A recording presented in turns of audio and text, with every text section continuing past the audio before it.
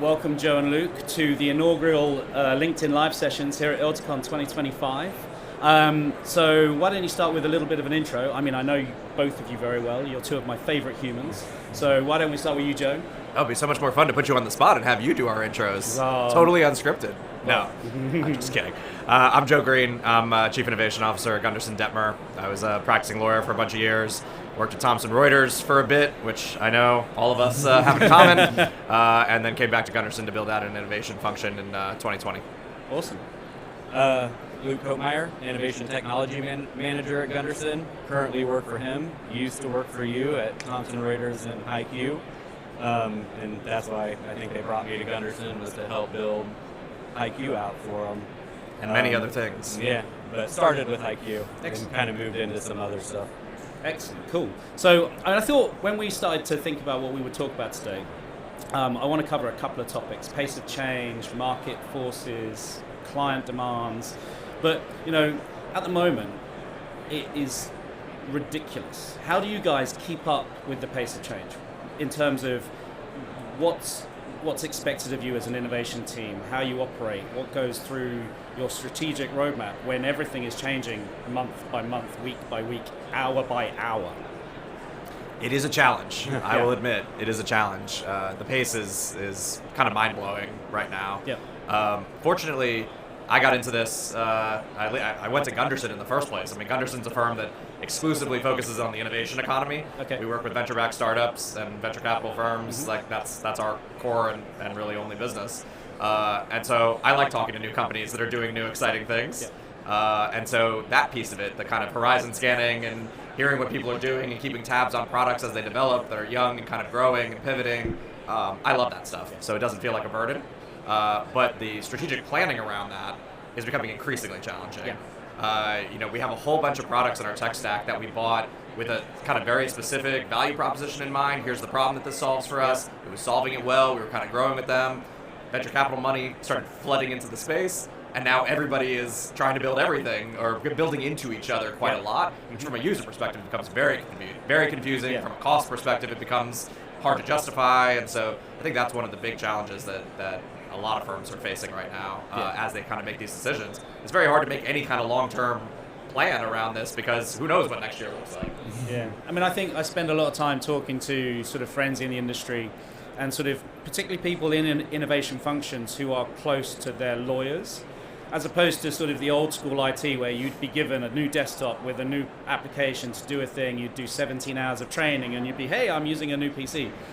That context switching between those tools that are sort of blurring the lines between each other, it's hard enough for you guys. How are you sort of working with your lawyers and the people that you're sort of servicing to help them cope with the pace of change? You mentioned that you're interested in it, so that's good. Yeah. But actually, how does that translate to what you do for your lawyers? Well, I mean, take Luke, right? Like, you've got, I don't know how many tools that you can use to build So many. a I specific... get to play with so many things. It is so fun. And when you're talking to our lawyers and they have an issue, one of the big things that we have to do is come back and just kind of like take a look at all the things that we have in the toolbox. Yeah. And say, like, how are we gonna what's best place to solve this problem? So we kind of try to abstract that away, I think, from the lawyers, and then we sort of deal with that on our side. But I mean, yeah, you spend a lot of time talking to our lawyers about all the stuff that they're facing. And that's one of my favorite parts of the job. Like, luckily for me, I don't have to worry about the strategic planning as much, which I think is the hard part. I get to do the fun part because I get to play with all the toys and get to listen to stories. And my favorite thing to do is and you saw this at HiQ, he sees this now, I like to be creative and solve problems in ways that really haven't been solved before. And so that's the fun part to me. And now we have this tech stack that Joe just is like, go play. And we get to just build things and, cliche word, but we get to innovate, with fun technologies. I mean, I think that was the thing. I mean, so when we were building out the team back in the HiQ days of what we would call our client success team, one of the sort of foundational aspects, apart from needing to be good humans, which you are, it was that curiosity, that drive to sort of deliver for a customer, whether it be the lawyers or the clients or whatever that might sort of focus on. So how do you bring that into Gunderson? as opposed to sort of thinking about how do you grow that function? How do you spread that kind of culture of experimentation? Because traditionally lawyers are a little bit risk averse in terms of where they are, but actually that's changing now because they have to change. Yeah. But how do you sort of start spreading that sort of, we want to try stuff? I mean, obviously you said that you're sort of a bit of a forward-thinking, sort of tech-focused organization. Yeah. So it's maybe more natural for you guys, but what are the tips that you can do for other teams building out innovation functions, looking for good people, apart from poaching Luke, obviously? He's ours, leave him alone. I mean, in terms of building out the innovation team and getting kind of the right, type of people, we look for people like Luke. We look for people who are creative, curious, willing to just dive into something and learn. Yeah. We're not looking for people who have like all the certifications and all the already know, kind of the way to do things, because again, this stuff changes so fast. Yeah. New things are coming online all the time. So we really kind of emphasize curiosity and kind of openness. Someone who's willing to kind of like, here's what we have in mind for your job, but like, how would you write this job spec? What would you like to be doing? How can we enable that so that you wake up every day and are kind of happy, to come do your job? On the attorney front, we are blessed by the fact that all the attorneys who work at Gunderson self-selected to work with tech companies and startups, and so have a little bit of a different mindset than attorneys at many, but they're still attorneys, and they're busy, and change is hard.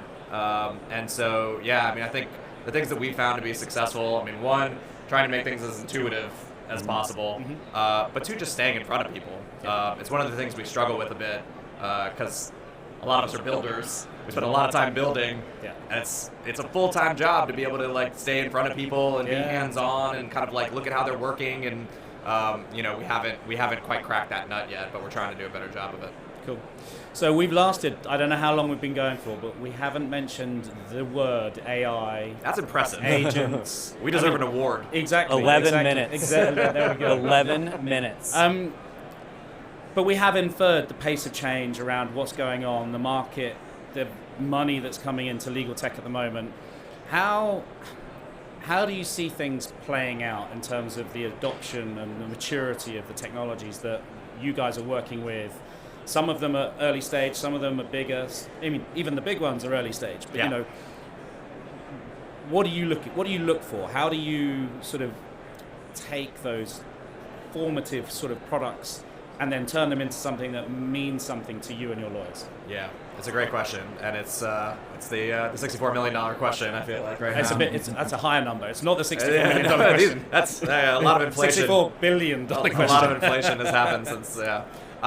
So I was on a panel yesterday with our friends from Deep Judge, Yana Kilcher is their CTO, and we were talking about, he has sort of a nice way of kind of breaking down the evolution of AI from kind of simple prompting to prompt engineering to kind of like building up to this kind of agentic era that we're entering. And the comment I made is I feel like we're sort of actually in the age of tools.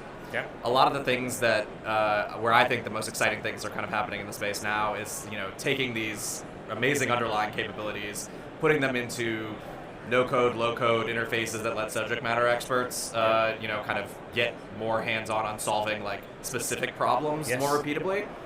And then I think the age of agents is giving that to an agent that can use tools and having all of these tools kind of built out. And I think like we're sort of bringing users along on that journey as well, where when we launched a kind of chat RAG application in 2023 to our entire firm.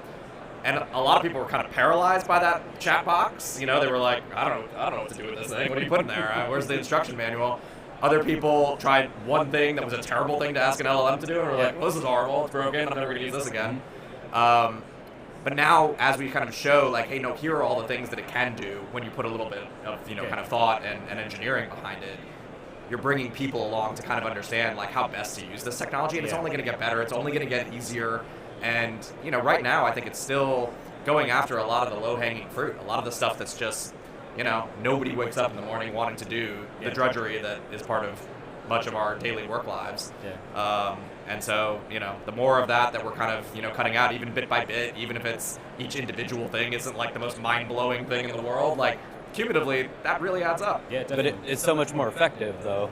Just that one thing, it's so much more effective than having a lawyer just go to ChatGPT and try to put in a prompt and try to do the same thing, because what I've learned, at least, and I don't want to speak for other people, but in this AI journey is like how important prompting actually is. Yeah. You know, 100%. like we're working on a project that we are just continually iterating on our system prompts, and being able to do that for the lawyer and have the AI actually do what we intend it to do and what they want it to do, Yeah. I think it's just so much more effective. So just breaking it out into those little pieces, it just helps it, and it also helps adoption because it works. Yeah, I mean, we see on our side sort of that drive for orchestration. Yeah. So it isn't just the AI tool; it's the other systems that it needs to interact with, the integrations, the flow of data. You know, that's the thing that's really driving that modality of sort of an attorney going to a chat interface and getting something right. You know, to your point, the prompts are the sort of the secret sauce, if that makes sense, and how you chain them together, and it's more engineering. And so ultimately what we're seeing is attorneys that might not necessarily need to see that, but they want the output, and the output's the important bit, and it's been crafted and brought together by a team of smart people with different skills to the other smart people that are going to use it, and then but layering it into that sort of phased workflow kind of approach where there's a blend of agentic and deterministic processes that sort of determine how you get from A to B and what does that look like. So, you know, you guys are at the forefront of that, and I think there's only sort of more to be. I mean, it's not going to stop. It's going to be constant. Question for you guys: How much do you see potential for those kind of tools to not be lawyer facing? It's the operational side of the business. Is that something that you're focused on, or is it just sort of the innovation within the lawyer-facing tool set? No, we take a very holistic approach to innovation. We work really closely with a lot of our other business functions, finance, marketing, talent, I mean, honestly, what we do is we help solve legal problems, we help, deliver legal services. Everything that we do behind the scenes, whether it's the lawyers, whether it's the business professionals, it all feeds into it, right? And into the business being strong and providing a good end product. And there's tons of opportunities on the business side. Tons of opportunities on the business side. Oftentimes I think it's sort of that side is sort of not forgotten about, but it's sort of, it comes second or third or fifth type thing. And I think I see tremendous, 50% of the conversations I've had this week about orchestrating AI and bringing it's all been about business operations. And it's how do we not just make something 20% more effective and efficient, how do we then layer that and make it smarter to make it 40, 50%? And so, it's an interesting journey that we're on. Chaps, always an absolute pleasure to chat. Two of my favorite humans. Actually, maybe not. But thank you very much for saying. There it is. But I didn't call you a name or anything. But guys, thank you very much. Greatly appreciated. Cheers, Joe. Cheers, really Luke. fun. Thanks Take for it having easy. us. Thank you. Bye.